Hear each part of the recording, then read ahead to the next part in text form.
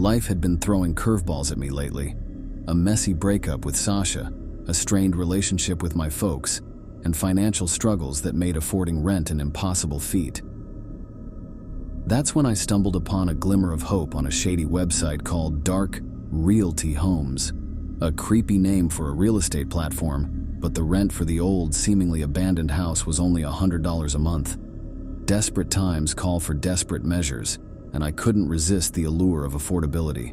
Upon moving in, my gut instincts kicked in, warning me that this place wasn't just old but had a strange aura about it. The walls creaked, the floorboards groaned, and the air was perpetually musty. I'd complained to the landlord, Michael, about the creaks and the eerie ambiance, but he was dismissive, telling me to be grateful for such a cheap deal. It was like he reveled in my discomfort, a grin hidden behind his curt responses. One evening, as I lay on the creaky bed trying to make sense of my life, I heard it, a faint crying like that of a little girl. Chills ran down my spine. It wasn't a sound that belonged in an old, abandoned house. Against my better judgment, I decided to investigate. The attic entrance was a rickety hatch in the ceiling. As I opened it, the crying abruptly ceased. It was as if the unseen entity knew I had breached its space. Armed with a flashlight, I cautiously ascended into the dark abyss. The attic was a chaotic labyrinth of abandoned furniture, covered in dusty sheets. My flashlight flickered, casting eerie shadows across the forgotten relics.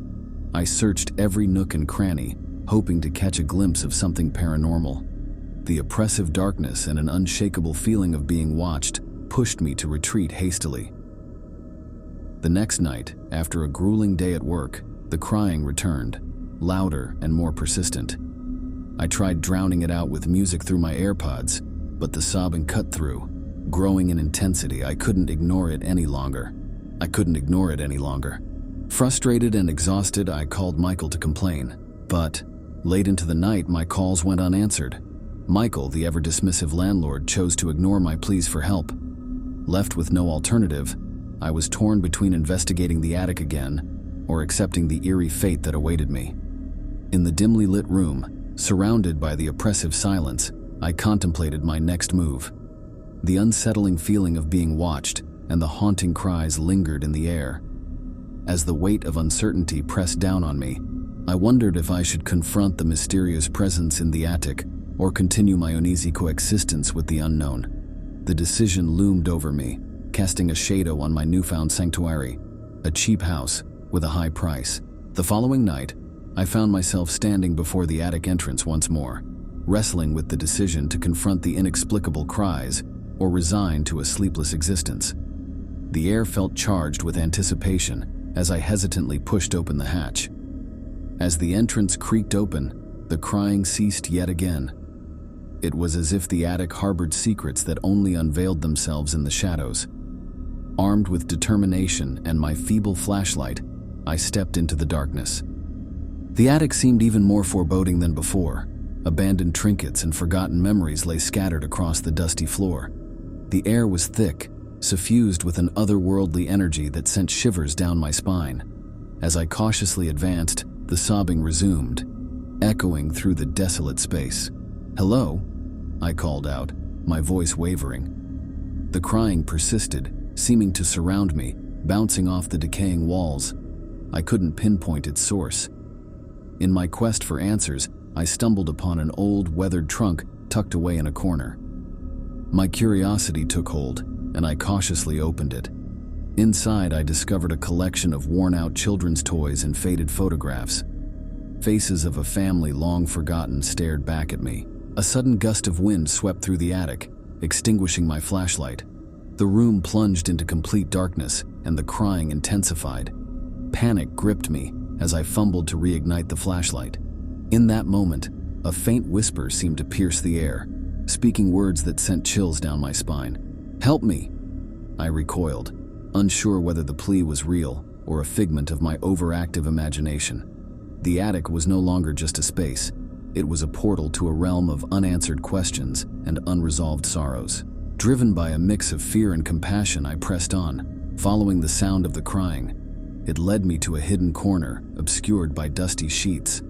As I peeled them away, my flashlight revealed a small, forgotten alcove with a decaying rocking chair, and there, in the dim light, stood the apparition of a young girl. Her eyes were hollow, filled with a silent plea for release. I felt a surge of empathy and a strange connection, as if her sorrow echoed my own. Without words, she beckoned me to follow her gaze towards an old, dusty photograph. It depicted a family, a father, a mother, and the little girl, their smiles forever frozen in time. Recognition struck me like a lightning bolt. The family in the photograph was the previous owner of this haunted haven. The girl's spirit had lingered, trapped in the memories of her former life. With newfound purpose, I pledged to help her find peace. The attic, once a place of mystery and fear, now held a shared journey of healing. Armed with determination and a connection that transcended the boundaries of the living and the dead, we set out to unravel the untold story of the house. Little did I know that my decision to confront the unknown would lead me down a path of discovery, redemption, and a connection that defied the boundaries of the living and the afterlife. The cheap rent had come at a cost, but it was a price I was willing to pay for a chance at redemption and closure for the restless spirit that haunted my newfound home. With newfound determination, I embarked on a journey to unravel the dark secrets that bound the little girl's spirit to the desolate attic. As I delved into the house's history, a chilling revelation emerged. The family in the photograph had met a tragic end at the hands of none other than the sinister landlord, Michael. Haunted by the memories of my own struggles and heartbreaks, I felt a strange connection to the lost soul. The crying girl became a spectral companion, guiding me through the labyrinth of deception and malevolence that shrouded the old house. In the process, I discovered the twisted truth.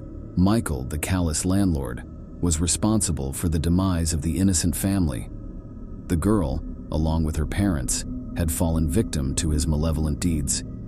The attic, a silent witness to their suffering, became a purgatory of unfinished business and lingering grief. Armed with this knowledge, a plan began to form in my mind. I couldn't let the tormented spirits remain trapped, shackled to the painful memories of their untimely demise. It was time to confront Michael, the puppet master behind the spectral tragedy. Late one night, as the house groaned under the weight of its haunted history, I lured Michael into the attic. The crying girl's ethereal presence loomed in the shadows, and the air became charged with an otherworldly energy. Michael, oblivious to the impending reckoning, followed me hesitantly. As we entered the attic, the atmosphere thickened. The crying girl's sobs grew louder, resonating through the haunted space. Michael's face contorted in fear as the truth unraveled before him. The ghostly figure of the little girl materialized, her eyes filled with a mix of sorrow and anger. The room trembled with the intensity of the emotions that had festered for years. With a sudden force, the girl reached out to Michael, pulling him into the spectral realm. Silence enveloped the attic as the portal closed, leaving behind a purified space. The oppressive energy that had plagued the house for years lifted, and the atmosphere felt lighter. The crying girl's spirit, having found closure, faded away with a gentle whisper of gratitude. As I stood alone in the attic, the weight of the past seemed to dissipate. I glanced down to see a set of keys on the ground, the keys to the house that Michael once wielded. It was a symbolic transfer of ownership, and with it, a sense of responsibility and newfound purpose. Over the years, I meticulously renovated the house, erasing the traces of its haunted past. The walls, once witnesses to tragedy, were now adorned with fresh paint and warm memories. The creaks and groans transformed into the comforting sounds of a home. As I walked through the now serene rooms, I couldn't help but feel a twinge of sadness. The crying girl, my spectral companion, was gone. The house was now mine, free from the malevolent presence that had plagued it. Years passed, and life took on a semblance of normalcy. The house became my sanctuary, a place of solace and redemption. Yet, in quiet moments, I found myself wondering if I would ever encounter the crying girl again. Her memory lingered, a bittersweet reminder of the inexplicable bond forged between the living and the dead. As I stood in the tranquil living room, holding the keys that symbolized my triumph over the supernatural forces that once tormented this space, I couldn't shake the feeling that the story was not truly over. The echoes of the past lingered, leaving me to ponder the mysteries of the afterlife and the enduring connection between spirits and the living.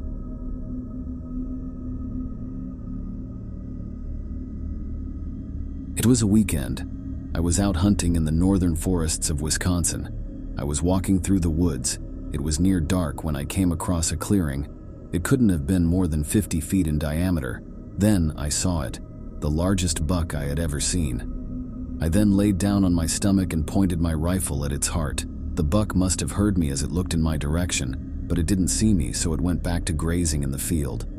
As I pulled the trigger of my rifle, a large branch snapped behind and I thought I saw a wolf running off beside me, causing me to flinch and miss my shot, hitting the buck in the side of the torso as the buck let out a scream. I know I had hit something important as its side was gushing blood.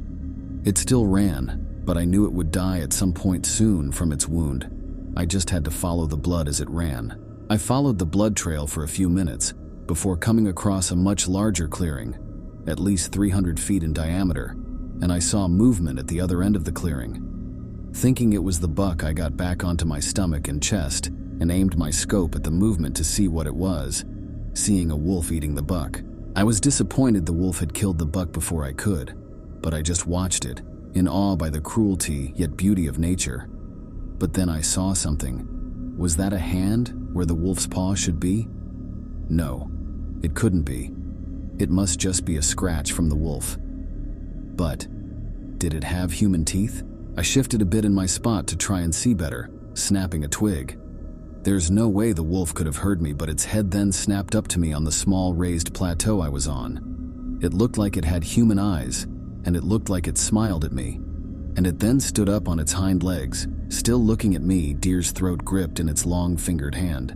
This scared me so much I dropped my rifle, and in the second it took me to look down and grab my rifle again. The wolf was already halfway across the clearing. There was no way it could have gotten there that fast. As I looked back up at it, it stopped running, still looking at me. "What the fuck?" I whispered under my breath, terrified. I stayed where I was and stood up with my rifle aimed at it.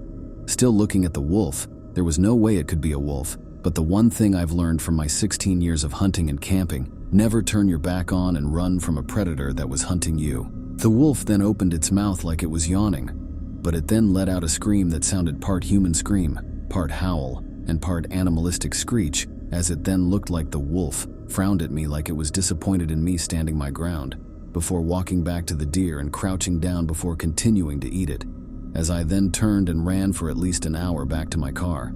That horrifying scream playing in my head on repeat before I practically dived into my car. It was the happiest I'd ever been to see that old piece of shit in my entire life.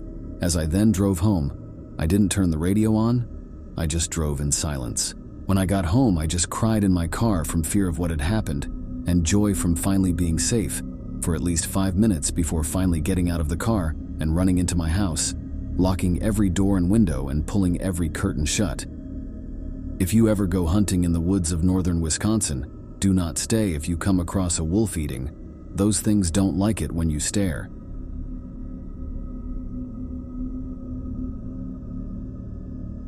The problem of falling asleep has always bothered me for as long as I can remember. In my younger years, I had a few sleep studies and was prescribed a variety of sleep aids. Herbal teas were even suggested by my therapist and doctors. My sleep issues didn't let up until last Christmas, when one of my more distant relatives bought me a white noise machine. The machine had a nice sleek design and simpler controls than what I'm used to with my previous machines. When everyone had gone home from Christmas dinner, I brought everything I got and began unpacking it all. Even though there wasn't much, I was happy with what I got. Even if most of the gifts were sweaters or bright socks, I was glad to see family again. The noise machine was the last thing I unpacked. On this wooden fold-up table I'd been using as a nightstand, the machine was set up next to my stock of essential oils for the diffuser, which I also used for sleep. As I said, the machine's controls were simple: on-off buttons, volume button, auto shut-off time, and what noise to play. It started playing what sounded like crickets, light wind, and the frequent distant chirp of frogs. As I listened to this noise, it brought back memories of camping trips with my grandpa, who passed away just a few months before Christmas. In the coming weeks, This would be the sound I played when I went to bed. After a couple melatonin gummies, a hot herbal tea and the diffuser running, the noise machine worked better than I expected. Finally, I fell asleep faster than I had in the past. I woke up on time, and I got into a much healthier sleep routine. It was about 2 or 3 weeks ago when all this changed for the worst. In the afternoon, I played video games and read books from the library before going to bed. As I ate my gummies and drank my hot herbal tea, I turned on the noise machine and rested down in bed. I closed my eyes for what felt like minutes until I opened them again. Using my eyes to scan the room, I could tell time had passed because my room was much darker, only faintly illuminated by my diffuser's color-changing light. This night, something woke me up. Because of my sleep problems, I often woke up suddenly in the middle of the night, but not once since I started using the noise machine. As I scanned the room, nothing seemed amiss, but just as I was about to close my eyes again, I heard a noise. It sounded like whispering, very faint but close enough to hear. Although it sounded like a discussion, I couldn't understand what was being said. As I tried to ignore it and just go back to sleep, I could feel goosebumps on my arm, and I felt very uneasy. In an attempt to ignore the whispers as they continued, I closed my eyes again, but was suddenly jolted awake by what sounded like people screaming. I heard both men and women screaming, followed by scraping and what sounded like an inhuman screech or roar. Immediately I sat up, grabbed my noise machine, ripped it from its plug. My heart beating out of my chest and my heavy breathing were the only sounds in the room now. Sitting there holding the machine in my hands, I contemplated and thought about what I just heard before I set it down. I sat staring at my wall for hours after I calmed myself down and tried to keep my head straight, wondering if what I just heard was a dream. In the morning, still shaken, I came to my mom, who just got out of bed, and told her what happened. She said that what happened must have just been a result of a really bad nightmare, and told me that she'll have my dad look at it when he gets back from work. I spent the whole day trying to brush off what happened, but the sounds just kept repeating. In my mind, over and over again, I couldn't read or play games in peace. That night, my dad turned on the machine, and it played its normal sound: crickets, light wind, and the chirp of frogs. We waited to listen for a long while, and nothing happened. Despite my dad's insistence that it was fine, I argued with him about how I didn't want to use it at all after last night. He was frustrated, but still gave me the machine. I decided to look into the machine myself and brought up a web page engraved on the bottom of the machine. After viewing the website of the company that manufactures the machines, I discovered that instead of using pre-recorded sounds on loop, the machines connect to live streams sourced from their own website for a more authentic and realistic experience. When I learned this, I became even more uneasy, because if what I heard was true, I had heard something that took place that night in real time. I wrapped the power cord around the machine and stuffed it into one of my closets. I've since moved house, and sadly many of my belongings were lost along the way, including the noise machine. It was a rough time for me at the time, but I worked it out and eventually learned how to fix my sleep problems without using sleep aids. My mind always goes back to that night, and I have only told my parents and closest friends about it. As far as the relatives that gave me the noise machine know, they still think I still have the machine. I don't plan on telling them about this, nor do I plan on bringing another noise machine into the house. The whole experience still leaves me in a state of confusion. I don't know whether I was dreaming or if this was real.